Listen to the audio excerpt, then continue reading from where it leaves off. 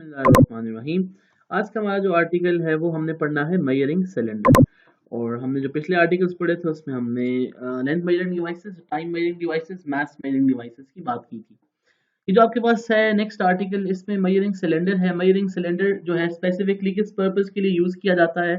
Measuring cylinder basically laboratory में हम use करते हैं और ये स्मॉल लेवल पे मेजरमेंट्स के लिए यूज किया जाता है। और इससे हम बेसिकली मेजर करते हैं वॉल्यूम। किस किस चीज का वॉल्यूम मेजर किया जा सकता है इसको भी हम देखेंगे। और ये इसकी कंस्ट्रक्शन क्या है इसको भी हम यहाँ पे देख लेंगे। यहाँ पे सबसे पहले इसने ये बात लिखी हुई है कि मेजरिंग सिलेंडर इज, अब इसकी कंस्ट्रक्शन की हम बात कर रहे हैं। Measuring cylinder is a glass और ट्रांसपेरेंट प्लास्टिक सिलेंडर, यानी कि या तो ये ग्लास मटेरियल का बना होता है या ये ट्रांसपेरेंट मटेरियल का बना होता है। यानी कि सॉरी, ग्लास का बना होता है या ये आपके पास प्लास्टिक का बना होता है। और जो है यहाँ पे इसके ऊपर कैलिब्रेटेड स्केल होता है जो वॉल्यूम को मेजर करता है। वॉल्यूम की यूनिट्स क्या है? ये मिलीलीटर होते हैं। यहाँ पे ये मेंशन है, it has a scale along its length that indicates the volume in millilitres. अब वॉल्यूम होता है बेसिकली जो स्पेस ऑक्युपाई की जाती है किसी भी मैटर की फॉर्म में से। यानी कि अगर आप कहते हैं ना क्यूबिकल बॉक्स है आपके पास, सीसीएस का बॉक्स जैसे बोलते हैं, वो कितना वॉल्यूम ऑक्युपाई करता है, यानी कितनी स्पेस ऑक्युपाई करता है थ्री डायमेंशन में, उसको हम वॉल्यूम बोल देते हैं। तो वॉल्यूम का कॉन्सेप्ट समझना जरूरी है, एरिया का कॉन्सेप्ट भी समझना जरूरी है और वन डायमेंशन का कॉन्सेप्ट भी समझना जरूरी है। अगर आपके पास एक रबर बैंड है सर्कुलर, तो अगर आप उसको काट देते हैं और इसको स्ट्रेट लाइन बना दें, यानी कि आपके पास जिस तरह पेंसिल है, इससे अगर आप एक लाइन ड्रॉ करें हॉरिजॉन्टल या वर्टिकल अपनी, तो ये वन डायमेंशनल लाइन बन जाएगी। तो इसी तरह अगर आपके पास जो है रेक्टेंगल ड्रॉ किया जाए कहीं पे, तो वो टू डायमेंशनल फिगर बन जाएगी। अगर क्यूब ड्रॉ किया जाए तो वो थ्री डायमेंशनल फिगर बन जाएगी। तो वॉल्यूम का और एरिया का कॉन्सेप्ट आपको क्लियर होना चाहिए। वॉल्यूम वो चीज है जो एरिया ऑक्युपाई करती वो जो स्पेस ऑक्युपाई करती है, सॉरी, थ्री डायमेंशंस में। एरिया जो है वो स्पेस ऑक्युपाई करती है लेकिन वो टू डायमेंशंस में होती है, इसलिए हम उसको एरिया बोलते हैं, वॉल्यूम नहीं बोलते। यहाँ पे जो मेजरिंग सिलेंडर्स है इनकी कैपेसिटीज डिफरेंट है, यानी कि इनको जब हम स्केल वाइज एनालाइज करते हैं, इनका लीस्ट काउंट और इनकी मैक्सिमम वैल्यू मेजर करने की डिफरेंट एबिलिटीज होती है। यहाँ पे जो लिखा हुआ है कि measuring cylinders have different capacities ranging from 100 ml to 2500 ml। Laboratory में हम जो कि इसको यूज कर रहे हैं तो कंपैरेटिवली इसकी जो मेजरिंग एबिलिटी है कम है। 100 ml में से भी 100 ml भी मेजर किया जा सकता है। कुछ इस तरह के मेजरिंग सिलेंडर्स होते हैं और कुछ जो है मेजरिंग सिलेंडर्स 2500 ml तक भी मेजर कर सकते हैं। मिलीलीटर जो है आपने इसको थोड़ा सा सर्च करना है कि क्या मतलब है इस चीज का। यानी कि ये जो है वॉल्यूम का, और ये कैसे बनता है आप इसको थोड़ा सा असाइनमेंट के तौर पर देखिएगा आपने। They use to measure the volume, किस चीज का वॉल्यूम मेजर करना, ये इंपॉर्टेंट बात है। वॉल्यूम ऑफ लिक्विड और पाउडर्ड सब्सटेंस। और साथ हम जब ये बात कर रहे हैं तो मैटर की फॉर्म की बात कर रहे हैं। तो मैटर की फॉर्म लिक्विड में या पाउडर्ड सब्सटेंस यानी कि सॉलिड में है, इसका वॉल्यूम मेजर करने के लिए यूज किया जाता है। It is also use to find the volume of an irregular shaped solid object insoluble in a liquid by displacement method. Important चीज लिखी हुई है यहाँ पे, ये जो वर्ड यूज किया है डिस्प्लेसमेंट मेथड का, इसका क्या मतलब है? डिस्प्लेसमेंट मेथड का मतलब होता है कहीं से मूव कर जाना। आपने बचपन में कहानी पढ़ी थी कि जो कौवा था वो बड़ा प्यासा था, और जब वो प्यासा था तो फिर जरूरत इजाद की माँ है, उसने क्या किया, वो फ्लाई कर रहा था ऊपर से कहीं से छतों पर। तो उसके पास पानी पीने के लिए उसको नजर नहीं आया, लेकिन उसको एक आइडिया आया। उसको कहीं से पानी जो है वो नजर आया किसी भी बर्तन में या किसी भी कंटेनर में। तो जब वो वहां पहुंचा वो बड़ा खुश हुआ, लेकिन अनफॉर्चुनेटली उसकी जो बीक थी वो इतनी ज्यादा, यानी कि जो उसकी चोंच थी वो वहां तक नहीं पहुंच रही थी। फिर क्या हुआ, उसने वहां पे पेबल्स डालने शुरू कर दिए, तो वॉल्यूम ऑफ द लिक्विड क्या होने शुरू हो गया, राइज होने शुरू हो गया। तो जब भी हम बात करेंगे इरेगुलर शेप सॉलिड ऑब्जेक्ट की, तो हम इसको कहेंगे कि ये डिस्प्लेसमेंट मेथड से वॉल्यूम मेजर किया जा सकता है। तो डिस्प्लेसमेंट मेथड का मतलब है कि जब उसने पेबल्स ड्रॉप किए ना उस कव्वे ने, तो level of the liquid up हो गया, वाटर डिस्प्लेस हो गया, वाटर अपनी जगह से मूव कर गया। तो इसे कहते हैं डिस्प्लेसमेंट मेथड। ये क्या है इस केस में, क्या है भाई, एक सिलेंडर में कहानी क्यों सुनाई गई दोबारा आपको कव्वे वाली, इसको हम बाद में डिस्कस करते हैं। अब आपके पास अंग्रेजी तो नहीं पढ़ रहे, इंग्लिश तो नहीं पढ़ रहे ना, हम तो फिजिक्स पढ़ रहे हैं। अब हमारे पास जो इसका मेथड है वो ये है कि अगर आपके पास एक इरेगुलर शेप सॉलिड ऑब्जेक्ट है, अब क्वेश्चन यहाँ पे बहुत सारे हैं कि ये इरेगुलर शेप कौन सी होती है सॉलिड की। इरेगुलर शेप वो ऑब्जेक्ट होती है जो आपके पास वेल डिफाइंड नहीं है ज्योमेट्री में। फॉर एग्जांपल रेक्टेंगल एक वेल डिफाइंड ज्योमेट्रिकल शेप है, स्क्वायर हो गया, सर्कल हो गया, क्यूब हो गया, ये सारी चीजें वेल डिफाइंड है। फिर हम बात करें पत्थर की। अगर हम स्टोन की बात करते हैं, अगर हम लीफ की बात करते हैं, अगर हम इस तरह कोई सी भी डिवाइस जिसकी कोई स्पेसिफिक ज्योमेट्रिकल शेप नहीं है, कोई सा ऑब्जेक्ट जिसकी स्पेसिफिक ज्योमेट्रिकल शेप नहीं है, फॉर एग्जांपल स्टोन की मैंने आपको जिस तरह बताया है, या अगर आपके पास कहीं पे रेत है, आप उसको जमा कर देते हैं, इकट्ठा करते हैं, कलेक्ट करते हैं, तो उसकी भी कोई खास नहीं बनेगी शेप जो है। तो ये सारे इरेगुलर शेप ऑब्जेक्ट, तो ये आपके पास जो इरेगुलर शेप्ड ऑब्जेक्ट हैं जो इनसॉल्युबल होते हैं, इस केस में हम बात कर रहे हैं। इनसॉल्युबल का मतलब है स्टोन जो है वो इनसॉल्युबल है। अगर आपके पास कोई ब्रिक है तो वो इनसॉल्युबल होगी। कोई आपके पास शॉर्पनर है, सपोज कोई रबर है जो इरेगुलर शेप है, तो वो इनसॉल्युबल होगा इस वाटर में। अब किस तरह इसको मेजर किया जाता है, आप इसकी हेडिंग लिखेंगे, यानी कि हाउ टू फाइंड द यानी कि how to use measuring cylinder to find the volume of an irregular shape solid insoluble object. Displacement method, सबसे पहले आप पॉइंट बनाएंगे कि it is measured by the displacement method, यानी कि liquid is displaced by its original position. क्या किया जाता है? The solid is lowered into a measuring cylinder containing water liquid. The level of the water liquid rises. The increase in volume of the water liquid in the volume of the given solid object. इसका क्या मतलब है? इसको हम अभी थोड़ी देर में एक अलग चीज बनाई हुई है, उसको हम अंडरस्टैंड कर लेते हैं, लेकिन थोड़ा सा हम आगे जाते हैं। ये बेसिकली ये मेजरिंग सिलेंडर आपके सामने है, और इसमें ये जो इसने बंदा क्यों शो किया, बच्चा क्यों शो किया हुआ है, इसका भी मैं बता दूं आपको। लेकिन ये मेजरिंग सिलेंडर पहले देख लें कि आपके पास जो है ये प्लास्टिक या ग्लास का बना होता है। यहाँ से कैलिब्रेशन स्टार्ट होती है 0 से और जाती है कहाँ तक, जहां तक इसकी कैपेसिटी है मेजर करने की, 200 ml, 250 ml, तो 2500 ml तक का हो सकता है। ठीक हो गया। ये आपके पास आ गया मेजरिंग सिलेंडर। नीचे वाली साइड इसकी जो है वो कंप्लीटली पैक है, ब्लॉक है, कुछ भी एंटर नहीं हो सकता यहाँ से, सील्ड है, एक किस्म की प्रोटेक्टेड है। ऊपर से यहाँ से आप पानी या कोई भी सॉलिड मटेरियल डालेंगे जिसका वॉल्यूम मेजर करना चाह रहे हैं। आप लिक्विड्स का डायरेक्ट वॉल्यूम मेजर कर सकते हैं। सपोज आप इसमें पोर करना शुरू करें वाटर को, तो इसका लिक्विड का लेवल यहाँ से आपको कैलिब्रेशन से पता चल जाएगा कितने ml है।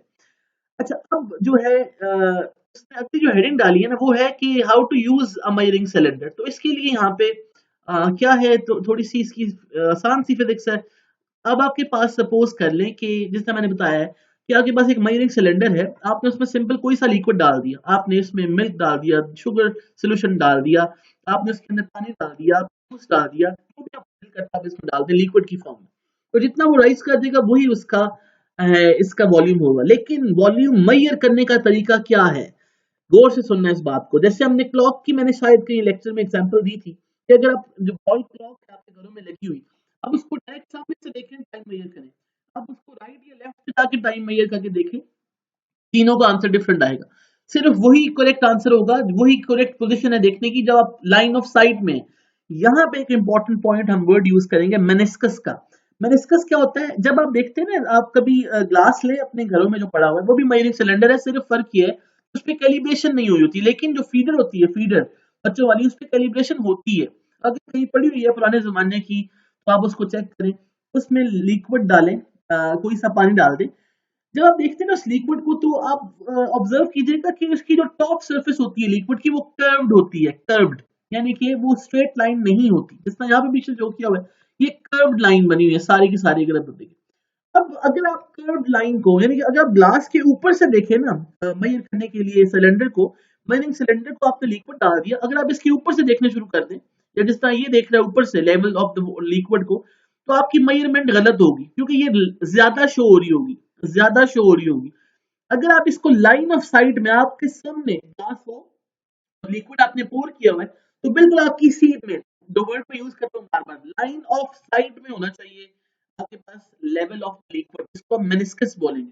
ये टर्म बुक में यूज की हुई है, इसमें आगे देखिएगा। मैं इसको लेके जाता हूँ आगे और इसका आपको पता चल जाएगा।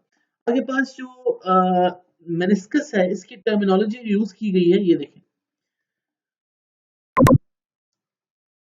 I should be below the liquid level. The meniscus appears lower than the actual height of the liquid. अगर आप देखें यहाँ पे important बात, the correct method to note the level of the liquid in the cylinder is to keep the eye at the same level, यानी कि line of sight में. It is incorrect to note the liquid level keeping the eye above the level of liquid, as shown in figure. When the eye is above the level, the meniscus appears higher on the scale. Similarly, when the eye is below the liquid level, the meniscus appears lower than the actual eye. अगर आप दोनों extremes में चले जाएं, top से देखने शुरू करते हैं या ग्लास को ऊपर लेके जाए ना, सारे से ऊपर नीचे देखना शुरू कर दें, तो आपके पास दोनों केसेस में रीडिंग गलत आएगी। तो आपकी कब सही आएगी रीडिंग, जब आप लाइन ऑफ साइट में होंगे, तो एग्जैक्टली लेवल आपके सामने आंख के, आपकी आईज के सामने है। तो इस तरह से आप इसको मेजर करते हैं। तो याद रखिएगा, मेजरिंग सिलेंडर आपने लेबोरेटरीज में यूज करना है मेनिस्कस यानी कि लेवल ऑफ लिक्विड मेजर करने के लिए। You should keep the beaker in front of you, in front of your eyes basically, और लाइन ऑफ साइट फॉलो करनी है। उसके बाद हम आते हैं कि इरेगुलर शेप्ड ऑब्जेक्ट का सॉलिड, अगर आपके पास कोई है स्टोन है सपोज, कोई सा भी इस इरेगुलर शेप्ड ऑब्जेक्ट है, उसको कैसे वॉल्यूम मेजर करना है, तो ये हमारा अगला टॉपिक है, यानी कि इसी से रिलेटेड है। सॉरी, उसको हमने यूज पढ़ना है। तो यहाँ पे वही पॉइंट्स लिख दिए, थोड़ा सा एलेबोरेट करके लिख दिए, मतलब थोड़ा सा नीट करके लिख दिए। यहाँ पे लिखा हुआ है measuring volume of an irregular shaped solid object, you have to write down in this particular way, step by step. सबसे पहले सपोज कर लें कि आपने एक स्मॉल स्टोन का वॉल्यूम मेजर करना है, तो आप करेंगे क्या, आप एक मेजरिंग सिलेंडर लेंगे जो ग्रेजुएटेड होगा, यानी जिस पे कैलिब्रेशन होगी, जिस पे लिखा होगा कि कितने एमएल तक मेजर कर सकते हैं। Take water in a graduated measuring cylinder. Note the initial volume of the water in the cylinder. अब क्या किया, पानी लिया, सिलेंडर में डाल दिया और इसका लेवल का नोट कर लिया। सपोज आपका आंसर आ गया 100 ml, सपोज कर लें, तो ये उसका इनिशियल वॉल्यूम हो जाएगा। इनिशियल स्पेस जो उसने ऑक्यूपाई की हुई है, अगर वो 100 ml है, तो हमने इसको वी आई कह दिया। वी आई का मतलब क्या है, इनिशियल वॉल्यूम। ठीक हो गया। इनिशियल का मतलब होता है पहले वाला वॉल्यूम, यानी कि कव्वे ने जब देखा पानी, तो वो उसका इनिशियल वॉल्यूम है जो उसको नजर आ रहा है।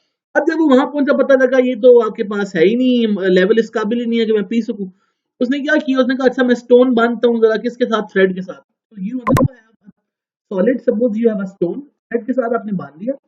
Lower the solid into the cylinder till it is fully immersed in water. क्या होगा, जब आप सपोज करें कि जब आप जंप करते हैं किसी भी रिवर में, तो क्या होता है, सपोज कर लें किसी स्विमिंग पूल में, रिवर में चले हम नहीं जाते, अगर आप जंप करते हैं तो level of the liquid rise करता है। तो यहाँ पे क्या होता है, आपके पास जब सॉलिड डालेंगे, आप स्टोन डालेंगे, तो जो लेवल ऑफ द लिक्विड है वो राइज कर जाएगा। दूसरे लफ्ज में volume of the liquid rise कर जाएगा। क्यों राइज कर जाएगा, क्योंकि आपने उसमें स्टोन डाल दिए।